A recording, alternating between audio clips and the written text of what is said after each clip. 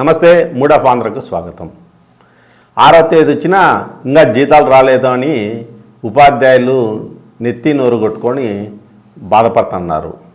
ఈ నేపథ్యంలో టీచర్ల ప్రమోషన్లు అట్నే బదిలీలకు సంబంధించి ఒక కొత్త విధానాన్ని తీసుకురావాలని ప్రభుత్వం భావిస్తుంది. ఆ నిబంధనలు ఏందో, ఆ కండిషన్స్ ఏంటో మనం ఒకసారి తెలుసుకుందాం. టీచర్ల పనితీరుకు పాయింట్లు, దాని ఆధారంగా బదిలీల్లో పెద్దపీట అంట.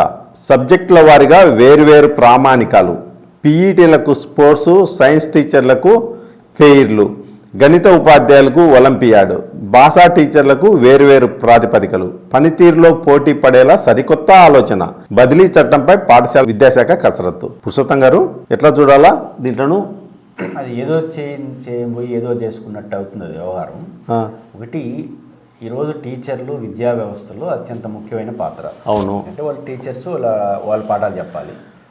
స్కూల్స్ ఇన్ఫ్రాస్ట్రక్చరు, టీచర్లు, ఈ రెండు చాలా ఇంపార్టెంట్ ప్రాథమిక విద్యలో, అది హై స్కూల్ విద్యలో. దీంట్లో కీ పార్ట్ ఉన్నటువంటి టీచర్లో ఒక అసంతృప్తి.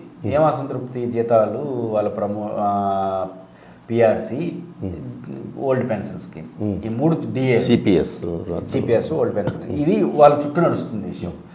దీనిపైన ఒక కొలిక్కి రాకుండా ఏ ప్రయోగం చేసినా, అది మంచి చేసినా చెడు చేసినా, ఏ ఉద్దేశం చేసినా రాంగ్ మెసేజ్ వెళ్ళిపోతుంది.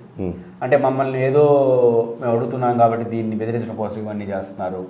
రెండోది, మీరు చెప్పినట్టు ప్రోత్సాహకంగా పాయింట్స్ ఇస్తారు వాళ్ళకి, టీచర్లకి.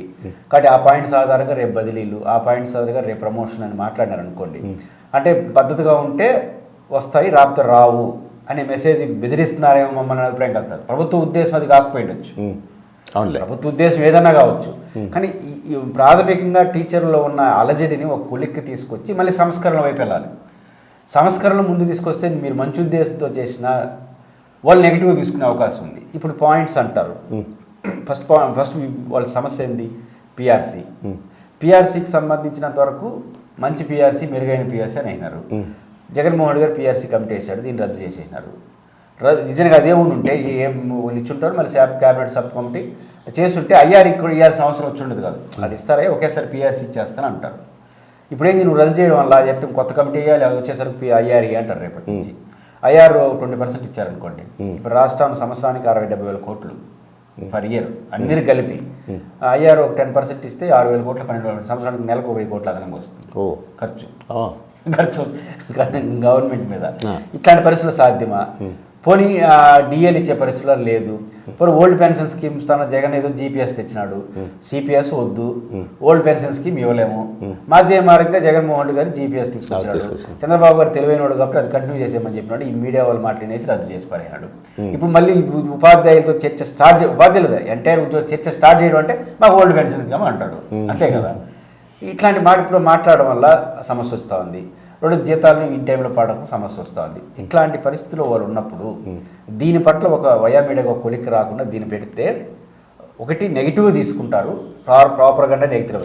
నెగిటివ్ ఎందుకు సార్? వాళ్ళు పనిచేసే వాళ్ళకి ఇబ్బంది ఏముంది అంటే, ప్రభుత్వ భావన అంటే హెల్తీ కాంపిటీషన్ పెట్టి టీచర్ల మధ్య పిల్లల విద్య మెరుగవుతుంది, వాళ్ళల్లో నైపుణ్యము, అట్లనే బాగా పనిచేసే ఉపాధ్యాయులకు బదిలీల్లో ప్రయారిటీ ఇస్తామని చెప్తున్నారు కదా. ఆలోచన మంచి ఆలోచన కదా. ఆలోచన కరెక్టే. రెండు రకాల ప్రభుత్వం నేను అనుకున్నట్టు ఈ ప్రాక్టికల్ సమస్యలు ఉన్నాయి కాబట్టి నెగిటివ్ తీసుకుంటారు, తీసుకోవడమే వాళ్ళు. సరే వాళ్ళు తీసుకుంటే తీసుకొని ఈరోజు రేపైనా మంచి అవుతుంది కదా, ముందుకెళ్ళచ్చు. కానీ ప్రాక్టికల్గా అడ్మినిస్ట్రేషన్లో ఉన్న సమస్య ఏంది? మీరు పాయింట్స్, ప్రోత్సాహాలు ఎవరు గుర్తించాలి? ఆ స్కూల్లో టీచర్కి ఎవరు అజమాయిషి? హెడ్ మాస్టర్, లేదా ఆ పైన డిఈఓ, మొత్తం ఈ బెటాలియనే. ఈరోజు ప్రైవేట్ సెక్టార్లో ఉన్నట్టుగా గవర్నమెంట్ సెక్టార్లో ఇట్లాంటివి పెట్టడం అనేది సాధ్యం కాని పరిస్థితులు ఏర్పడ్డాయి. వై? బికాస్ ఇప్పుడు ప్రైవేట్ సెక్టార్లు అనుకోండి, ఇవన్నీ చాలా ఎఫెక్టివ్గా పనిచేస్తుంటాయి. ఎందుకంటే వాళ్ళు పనే ప్రామాణికం. మీకు ప్రైవేట్ సెక్టర్లో ఉద్యోగాల నియామకాల్లో మీరు ప్రైవేట్ కంపెనీ పెడితే నేను పెడితే తీసుకుంటారా? పంపిస్తే మళ్ళీ స్టడీ చేస్తారు, ఎందుకంటే మీ ఆస్తి అది. కాబట్టి గవర్నమెంట్ సెక్టర్లో మన ఇష్టం. కాబట్టి గవర్నమెంట్ సెక్టార్లో మీరు చెప్పింది ఇంప్లిమెంట్ చేయాలంటే హెడ్ మాస్టర్ చేయాలి, లేదా ఆ స్కూల్లో ఇంకెవరో హెడ్ మాస్టర్ లేదా డిప్టీఓ ఎవరో ఒకరు ఉంటారు. వాళ్ళందరూ మళ్ళీ మొదలుకు వస్తే వ్యవహారాలు చేయడంలో, అంటే దీనివన్నీ పనిచేస్తాయి కాబట్టి రేపు 5,000 మొదలెడితే పర్ఫెక్ట్గా గవర్నమెంట్ ఆలోచనలు ఇంప్లిమెంట్ చేసే వ్యవస్థాగత ఏర్పాటు మన గవర్నమెంట్ సిస్టంలో లేదు. మీకు చాలా సందర్భాల్లో ఇది వచ్చింది. యూనివర్సిటీలో ప్రొఫెసర్లో కూడా పనితీరుని ఆధారం చేసుకోవాలి. మళ్ళీ అక్కడ పైరువులు, నా ప్రొఫెసరు, నా కులం, ఇవన్నీ వచ్చేస్తాయి, పార్టీలు అన్నీ వచ్చేస్తాయి. ఒక జాడ్యం వచ్చేసినది. గవర్నమెంట్ అడ్మినిస్ట్రేషన్లో సంస్కరణ తేవడం అంటే చాలా కష్టం. జగన్మోహన్ రెడ్డి గారు వాళ్ళ సర్వీస్తో సంబంధం లేని సంస్కరణలు 2 తెచ్చినాడు. ఆ బాత్రూమ్స్ అని అవన్నీ చేయమని, దానికి ఎంత అలజడి వచ్చిందో కొంప కొల్లేరైంది. ఇప్పుడు అదే కంటిన్యూ అవుతుంది. అదనంగా వాళ్ళ సర్వీస్ మ్యాటర్ రేపు బదిలీలో దీని మీద లింక్ పెడితే నాకు మంచి సర్టిఫికేట్ వస్తే బదిలీకి అవకాశం ఉంది అనేది నువ్వు నిర్ధారణకు వచ్చిన తర్వాత మంచి సర్టిఫికేట్ కోసం నువ్వు బాగా పాఠం చెప్తావని ప్రభుత్వం అనుకుంటా ఉంది. అవును. కానీ నువ్వేం చేస్తావు, నువ్వు అలవాట్లేదు కదా. కాబట్టి హెడ్ మాస్టర్ను ఎవరినో ఒకరిని మేనేజ్ చేసుకుంటే ఆ సర్టిఫికేట్ ఇస్తే దాన్ని పెడతాడు. మళ్ళీ నేనేమనుకుంటున్నా అంటే టీచర్లు సహజంగా ఏమని చెప్తున్నారంటే కూటమి ప్రభుత్వం ఏర్పాటు కావడానికి మేమే ప్రధాన పాత్ర పోషించినాము అని అనుకుంటున్నాం. ప్రభుత్వం కూడా అదే భావిస్తుండడం వల్ల టీచర్లకు మంచి చేయడానికే ఈ విధానాలు తీసుకొచ్చానేమో అని నేను అనుకుంటున్నా. టీచర్లు అట్లా అనుకోరా? టీచర్లే కాదు, ఎంటైర్ యూట్యూబ్లో పనిచేసేవాడు, జర్నలిస్ట్గా పనిచేసి అందరూ కూడా చంద్రబాబు మేమే గెలిపించాం అంటున్నారు. తెలుగుదేశం వాళ్ళు తప్ప మిగతా అందరూ మేమే గెలిపించాం అనుకుంటున్నారు. అదే తెలుగుదేశానికి వచ్చిన టీచర్ సమస్య ఏంటంటే టీచర్లు 2 కానైతే అనుకోరు. ఒకటి వాళ్ళ కోపతాపాలు ఉన్నాయి. ప్రాథమికంగా మనం ఉద్యోగస్తులందరూ చాలా సంకుచితంగా ఆలోచిస్తున్నారు. ఈ పదం వాడచ్చలేదు కానీ వాళ్ళ సర్వీస్ మ్యాటర్లు కానీ ఫైనాన్షియల్ విషయాలు అటువంటి టీచర్స్ ఎంటైర్ ప్రభుత్వ ఉద్యోగుల్లో నాకేంటి, నా పిఆర్సీ ఏంటి, దీని చుట్టూ ఉన్నంత యావ అడ్మినిస్ట్రేషన్ విషయంలో ఉండదు.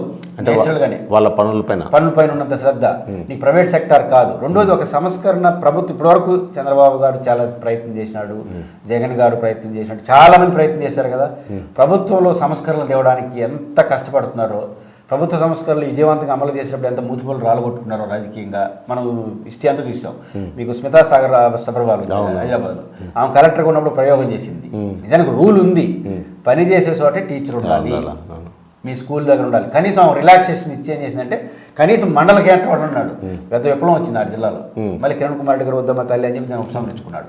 అంటే జస్ట్ మీ మండల కేంద్రంలో ఉండండి రా బాబు అని చెప్పిన దానికి ఒప్పుకోలేదు. నువ్వు ఏకంగా పనితీరు అవన్నీ ప్రభుత్వ ఉద్దేశం మంచిది కావచ్చు కానీ నెంబర్ 1 వాళ్ళ ఆలోచనలు అట్టుంటాయి. అన్నిటికన్నా మించి నువ్వు నిజాయితీగా అమలు చేయాలన్నా ఈ సిస్టమ్ నీకు సహకరించాలి. అప్పుడే ఉంటే నువ్వు ప్రైవేట్ ఏజెన్సీని అడాప్ట్ చేయాలి.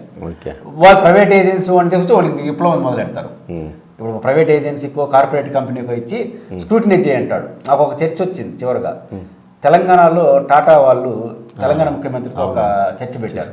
మీరు విద్యారంగానికి ఎంత ఖర్చు పెడుతున్నారో అంత డబ్బులు మాకు దాంట్లో మొక్కల భాగం ఇచ్చేసిన కార్పొరేట్ విద్య పిరిగా అందిస్తాం విద్యార్థులకు అన్నారు. అయితే ఒక కండిషన్ పెట్టారు, మీకున్న అడ్మినిస్ట్రేషన్ మాకు వద్దు అన్నారు. అయిపోయి అంటే అర్థమే టాటా వాళ్ళు అంటే వాళ్ళు. ఇది ఒక రియాలిటీ. కాబట్టి ఖచ్చితంగా గవర్నమెంట్ సెక్టార్లో అకౌంటబిలిటీ ఎంత ఉంటుందో ద సేమ్ టైం అకౌంటబిలిటీ దానికి తనే రావాలి. కానీ అకౌంటబిలిటీ అడిగితే ఇవన్నీ వచ్చేస్తాయి. ప్రైవేట్ ఏజెన్సీని పెట్టి చేయాలంటే వాళ్ళు వస్తే మా మీద పెత్తనం చేస్తారని అందరూ కలిసి దాడి చేస్తారు. చూద్దాం పురుషోత్తం గారు ఏమవుతుందో. మరి ప్రభుత్వ నిర్ణయము మళ్ళీ ఉద్యోగుల్లో వ్యతిరేకతకు దారితీస్తుందా లేకపోతే అభినందనలకు దారితీస్తుందా, ఏమవుతుందో చూద్దాం.